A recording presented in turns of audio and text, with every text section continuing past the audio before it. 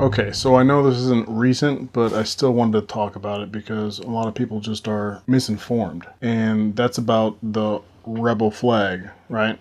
This flag isn't the Confederate flag. This flag is a battle flag. More specifically, this flag is the battle flag of Tennessee because it's elongated and rectangular. If this flag was in a perfect square like this would be the battle flag of Northern Virginia. Now, battle flags back then are what unit crests are today in the Army, okay? So you can readily identify what unit that guy's in. That's why they use these battle flags. Now, the first national Confederate flag looked like this, and this is actually the Stars and Bars flag, not the battle flag. Now, with this being the first national Confederate flag, it looked a lot like the Union flag. So they had to change it. And the guy that ended up designing the next Confederate national flag designed it with a racist intent. Now you're going to see the battle flag of Northern Virginia up in the top left, but you'll see that the rest is white. And that stands for the pure white race. But with that pure white flag, except for the Northern Virginia battle flag in the upper left, when there was no wind, when it was at rest, it would look like a surrender flag, all white. So they had to change it, and they put the red stripe down the right edge. Now I get it. The battle flag of Tennessee and the battle flag of Northern Virginia was adopted by the southern states and the southerners as a symbol of pride and heritage where they came from. It was used by racist organizations as a symbol of white domination. My dad, he grew up in Jackson, Mississippi in the 50s and 60s. Civil rights movement, right? My dad saw that flag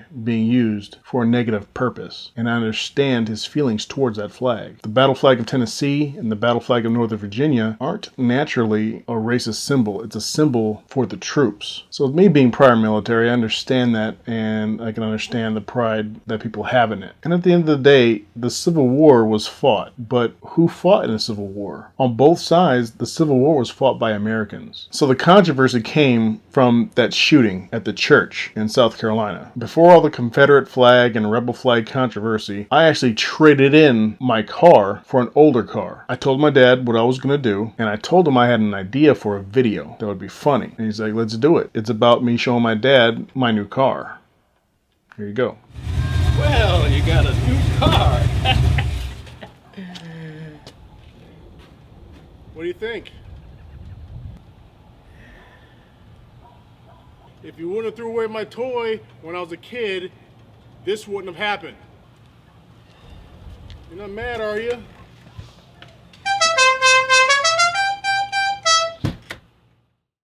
And then shortly after I made that video, all the controversy came out about that flag. And what's funny is I get more thumbs up from black Americans. I don't know if it's the old Mopar, Detroit Muscle part of it, or if it's the show. Anyways, they started crying about how that battle flag was flown in front of the South Carolina State Capitol building. Let's look a little deeper into that, okay? Okay, yes, technically that flag is in front of the South Carolina State Capitol building, right? But if you look at the pictures and how the photographers placed themselves to take that picture, to frame that picture, you take a real close-up view, they show the dome and they show the Confederate flag or the battle flag. Then you look at the other pictures that kind of zoom out and say, okay, yeah, it's in front of the Capitol building. Another picture zooms out. Okay, yep, still in front of the Capitol building, but you can see how it's kind of further away than what you're led to believe. And then you zoom all the way out and you'll see that it's closer to something else that's in front of the Capitol building than actually the Capitol building itself. And what that flag is closer to is a Civil War war memorial for the Confederate troops that died in the Civil War. And with that flag being a battle flag that was theirs, that they fought under, it's to honor them. It's not a racist ideal that the state is trying to promote. Why in the fuck would you take that down? And then think about this. Everyone thinks that that battle flag is the Confederate flag and how they've taken that flag out of certain states' flags, right? And Mississippi being the last state to have that battle flag as a part of their state flag. Look at Georgia's flags. They had it, but then they got rid of it. And now the new Georgia state flag, what does it look like? Oh, it looks like the first national Confederate flag, the actual Confederate flag. So they still are referencing their lineage, but it's just not that fake rebel flag, that symbol that everyone associates with racism. So what's a bigger middle finger to the public? Having a battle flag a part of a state flag that a lot of people respond to as racist, but it actually not being racist? Yes, it was used by racist groups, but just because you use a symbol for your purposes doesn't mean that the original meaning of that symbol is changed. Think about the swastika. Now, originally, the swastika was a good luck symbol found all over the world. The Nazis found that swastika, and everyone knows what the Nazis are about, or what they were about, right? Well, if you look at what the Nazis did with the swastika, they didn't take the swastika as it sits. They turned it on its end, so instead of being a square, it's a diamond. And with anything that's a square, being square is right. Being out of square is wrong. So when you take a square and you rotate it to where it's sitting on one of its corners and it becomes a diamond, the square is order and the diamond is disorder. So what the Nazis did to the swastika is they actually changed the meaning of the symbol completely. The battle flag symbol hasn't been changed. So the battle flag is still a battle flag. It still memorializes the Southern Confederate troops that died. Were they fighting for the right reason? Not really, but they're still Americans, right? And after the Civil War, the country was trying to heal. So that's the reason why practically every army post in the States is named after a Confederate general. That's why there's so many Southern parks also named after Confederate generals. And you know what's funny? General Nathan Bedford Forrest.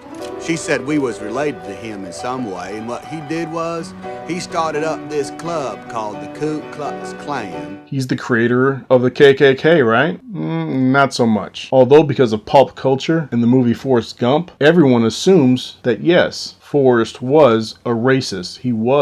He did start the Ku Klux Klan, but he didn't. He let them use his name for one thing, and then he found out what they were all about, and he rejected them. And ever since then, that's all people know him for, even though he was an awesome military strategist. Is that? Strategery. He's the only cavalry commander that led a successful cavalry attack on a naval ship. How crazy is that? Oh, and it happened pretty close to where I'm at. There was a whole plaque there dedicated to what he did, but that's now come down because of all the bullshit controversy. And like I said, to my dad's generation and the generations before him that have experienced and seen that flag used for something that it wasn't supposed to be for, racism, I understand their feelings towards it. But just because something makes you feel uncomfortable doesn't mean it should go away.